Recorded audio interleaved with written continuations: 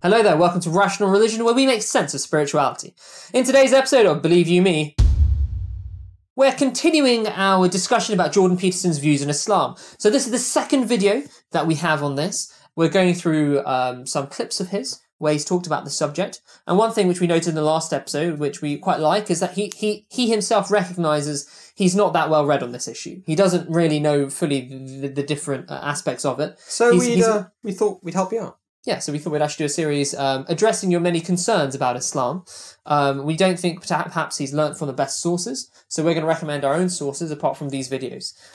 So we've done one video on was the Prophet Muhammad, peace be upon him, a warlord, which should be there if we've done this right. Yeah. And we're going to do a few more after this, but this one's going to be on the idea that there's no separation of mosque and state, church and state in Islam. So let's see what Jordan says. Yeah. There's a couple of things that I can't wrap my head around easily in relationship to Islam. And so one is what I see as the failure to separate church from state. And that's a problem.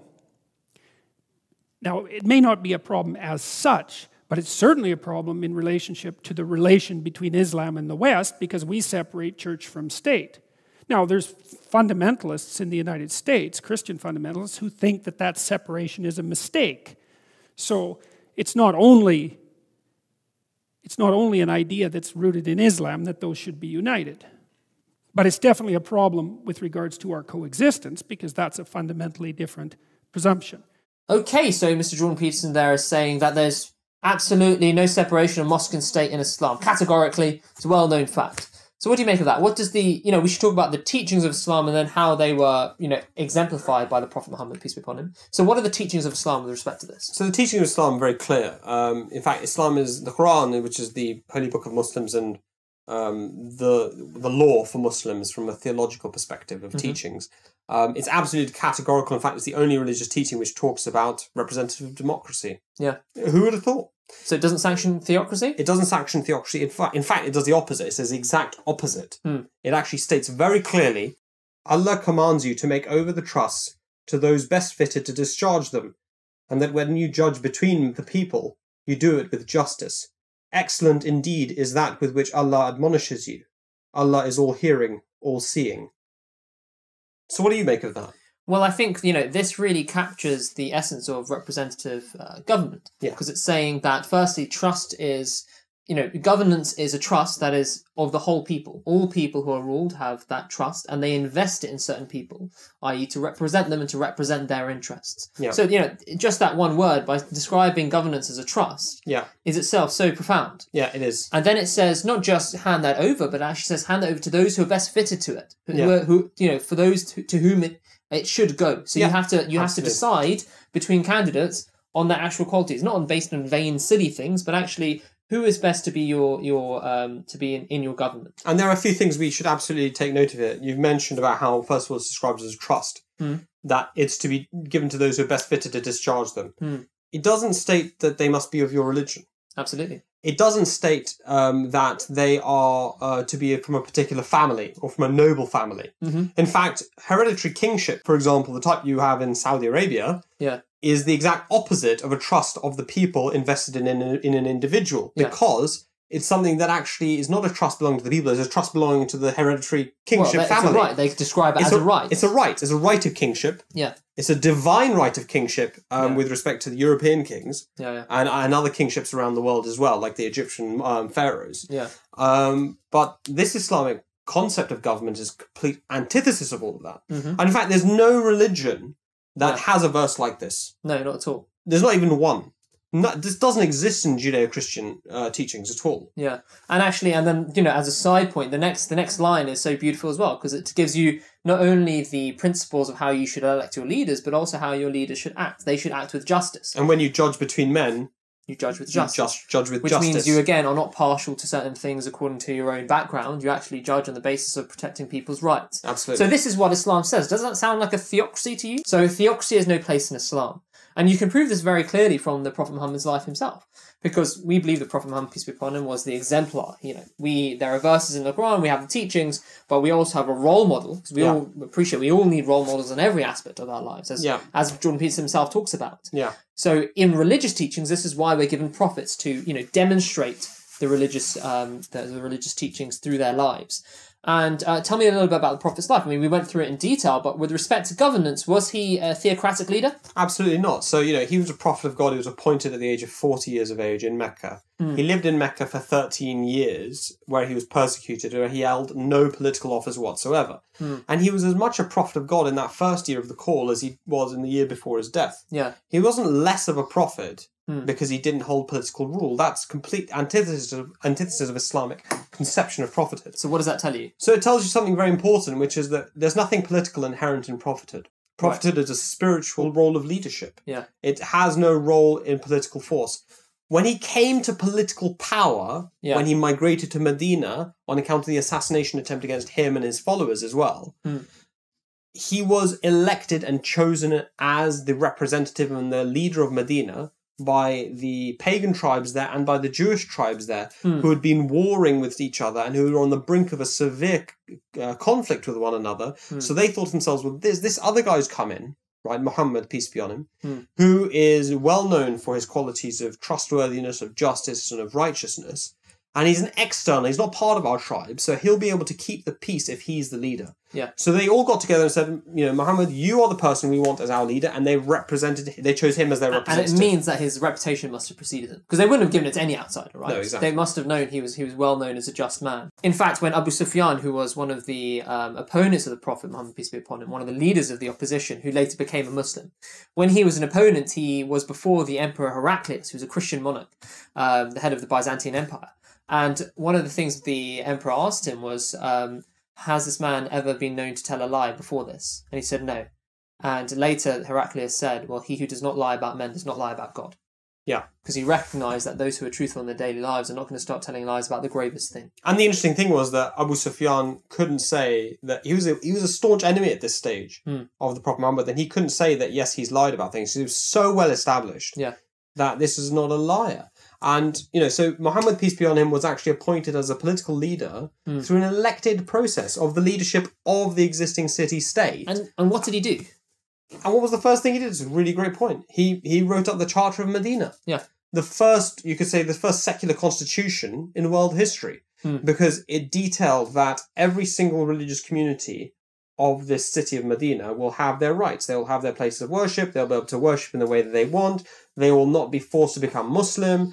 They will all, if any one party is attacked by an external enemy, they will all act in unison together to defend that party. And that no party is to act against the interests of any other community of Medina. So it was what was known as the first Ummah. Now, many people think that the term Ummah means the Muslim Ummah, that meaning that all the Muslims of the world are in one collective. But the first time the word Ummah was used was with respect to the city-state of Medina, really, in a communal sense, which actually encompassed pagans, and it also encompassed Jews and Muslims together as a community. So he bound them in a shared citizenry. Absolutely. Right. And it doesn't just extend to the people of Medina. So Craig Considine is an individual who's a Catholic professor. He's a well-known academic. He's a well-known academic, absolutely. And, he's talked, for example, about the Ashtename, the covenant with the Christians, the monks of St. Catherine's Monastery. And so many others. Tell us a little bit about that. Well, actually, I mean, why should I tell you? Let's show you a clip from Craig himself. What I want to talk about today is a set of documents popularly referred to as the covenants of Prophet Muhammad with the Christians of his time. Throughout the last couple days, we've heard a lot about the Constitution of Medina, a revolutionary, anti-racist document that is for the whole of humanity. The covenants, on the other hand, is something that has come to surface in recent years. Everything in these covenants can be found in the Constitution of the United States. What Muhammad did, the following. I'll just outline some of the text of the covenants themselves. One thing he said, no churches shall be harmed. If a church falls into repair, it is obligatory upon Muslims to engage with the Christian community to make sure that they have a safe space to worship. What we find in the covenants, and Muhammad stated this beautifully and explicitly, he said, if one community or if one individual is facing a challenge, the entire community is also facing a challenge. So he was teaching that we are mutually dependent upon one another. We are only as good, or we are only as progressive as, let's call it, our weakest link. Other issues that the covenants raised: Christian bishops, Christian monks should be free to practice their faith according to their own conscience. Women were not forced, Christian women were not asked to or forced to convert to Islam. I highly recommend everyone in here checks out these covenants. That is just a quick snapshot. Okay, so that's the kind of man that the Prophet was, peace be upon him. That's the kind of thing he did. Now, that Charter of Medina and those covenants, what does that sound like to you? Well, it sounds like secular democracy, actually. Yeah, it sounds as close as you could get to that in a society which was divided along religious lines. Basically. Absolutely. I mean, when you consider when the Prophet Muhammad, peace be on him, was the ruler of Medina, and a Jew came to him and wanted a decision on a debt that he had with a Muslim, or a difficulty or an argument he had with a Muslim. Yeah. The Prophet Muhammad, peace be on him, was known to ask him, do you want to be ruled do you want my ruling to be in accordance with the Jewish teaching, in accordance with the Islamic teaching, or in accordance to simple arbitration? In other words, common law, a decision made on the basis of justice. Yeah. And the Jewish person could select. Now, that is as close as you can get to the principle of secular democracy, as you've mentioned, in a society divided by religious lines. Now, in today's world, we're not divided along religious lines. I'm known, for the purposes of law and order, I'm known as British. I'm not known as Muslim. And somebody else isn't known as Hindu or atheist. They're known as British. So we're now in the time of city-state. Not city-state, we're in the time of nations. Yeah. And the founder of the Ahmadiyya Muslim community, Mirza Ghulam Ahmad, who, is the Messiah for Muslims, the promised Messiah of Muslims and of all the people of the world, he came to rejuvenate the true teachings of Islam. And he founded the Ahmadiyya Muslim community, which believes totally in the separation of mosque and state to ensure the purity of both. Absolutely. I mean, so in previous ages especially, there were times when spiritual dominion, spiritual kingship, was intertwined in terms of in one person who also had temporal power. Yeah. Right. So there were, David and Solomon. They were great kings, but they were also prophets. Yeah. Right. And similarly, in the latter half of the Prophet Muhammad's life, or the latter part, and then his successors, they also had political rule, but their spiritual rule did not have as an inherent part of it the political rule. So these are two separate things, but sometimes they were combined in one person according to the historical contingency. Yes. Right? So I think that's that's an important point to tease out as well. But the main issue, which we've explored already, is the fact that actually Islam has no place for theocracy. Yeah. And in fact, talking about modern theocracies like Saudi Arabia or Iran and saying, well, clearly this is what Islam says, is bonkers. I mean, it's like, judging, Christian or Jesus on the basis of modern Christian nations and the things that modern Christian nations have done. Exactly. That's not sound scholarship. Absolutely. It's 13 to 1400 years have passed since the Prophet Muhammad, peace be on him. Yeah. So how did the Saudi family, how did their rule come about? They were a tribe which controlled the Bedouin areas of Mecca and Medina towards the beginning of World War I. The Hashemite kingdom, which is now the kingdom of Jordan, they controlled Mecca and Medina, the two princely states of the Arabian Peninsula. And what happened? Well, the British utilized the Arab families against the Ottoman Empire, overthrew Ottoman control over the Arabian Peninsula, took control of that area, and then decided and chose between the family of Saud, who didn't control Mecca and Medina, and the Hashemite kingdom. Yeah. They threw the Hashemites out, put them in Jordan, gave the family of Saud rule over the Arabian Peninsula, and with the discovery of oil in particular in the Saudi family, they promised them, especially in Nixon's era, absolute security and control over the peninsula pretty much forever through military might of the West backing them to prevent any overthrow of their kingdom through military Western-backed power in exchange for the petrodollar, for Saudi selling their oil in dollars.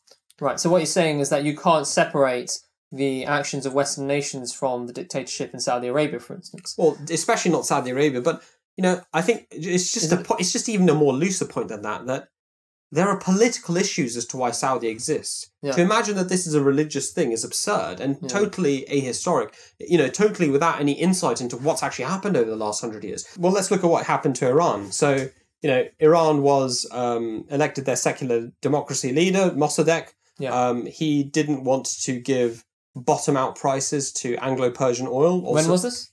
This is in the late 40s, early 50s, I think. Yeah. And as a result, the CIA overthrew the elected leader, the democratically elected leader of Iran, overthrew him, kicked him out. This has all come out in the latest round of CIA declassification of documents 70 years later, and they've admitted, hold our hands up, we're the ones who overthrew Mossadegh and did all this. Yeah. And it was related to the oil prices in Iran.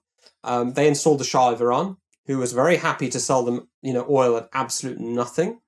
And as a result, BP built up its oil reserves. BP used to be called Anglo-Persian Oil. Don't know if you know that. The overthrow of their elected democratic leader resulted in the stirring up of anti-government feelings against the Shah of Iran, which resulted in their overthrow in the Khomeini Revolution. And that brought to light the Islamic theocracy of Iran. Which, in a sense, even then, in Iran, you still have elections. Right. Their presidents are still elected. You do have a theocratic background of the Ayatollah being in position of power, but they have elections. But the key point is that Jordan Peterson expects there to be a secular democracy in Iran. Well, there was a secular democracy in Iran. It was overthrown by a CIA-backed coup. Yeah, and in fact, this is something you see throughout the Middle East in the modern era. During the Cold War, what happened was there was a real fear on the side of the West, because communism at the time seemed to be making people richer quicker. It was the leap forward that people were having and experiencing. Obviously, later its inherent flaws came to light. But there was this real paranoia that communism was spread over the Muslim world. So what the West did is they overthrew these governments and they installed their own puppet governments. So that's why you see, you saw Saddam Hussein, you saw the Assad family, you see all these different dictators. Mubarak. Yeah, you see all these different dictators who themselves have been, often extremely negative for their own people and often had created a lot of resentment within their own people, right?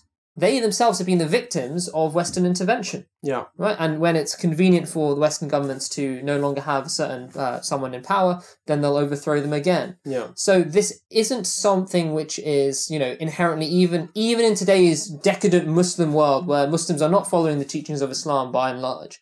Even then, they have been obviously meddled with.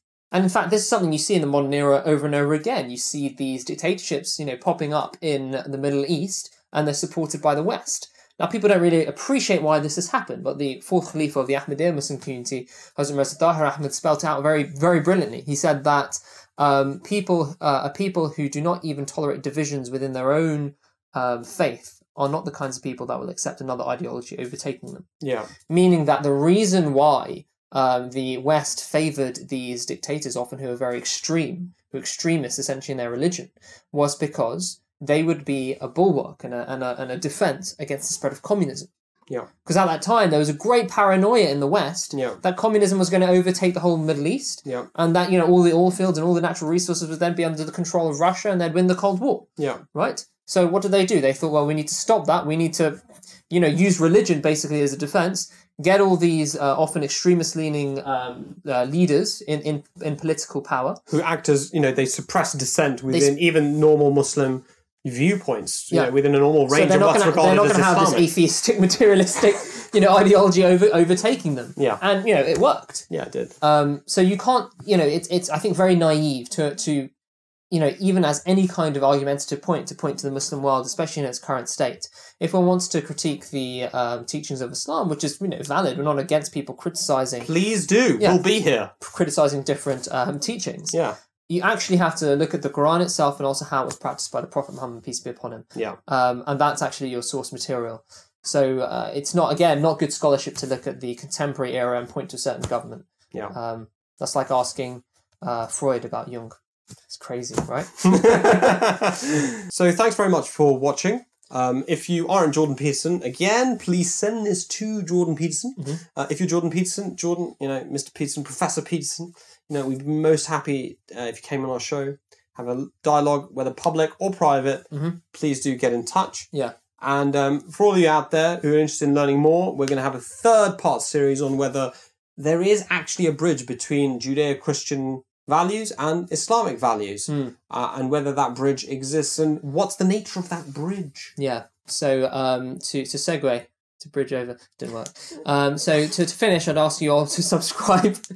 Subscribe below down here, and you'll find a lot of content on religion, science, society. And click the bell. Yeah, click the bell, that's important. So you get notified when we drop a video. And you can also go to our website, rationalreligion.co.uk, where we have lots of blog articles and a variety of different sources on religion and Islam. Absolutely. So, peace be on you. Thank you.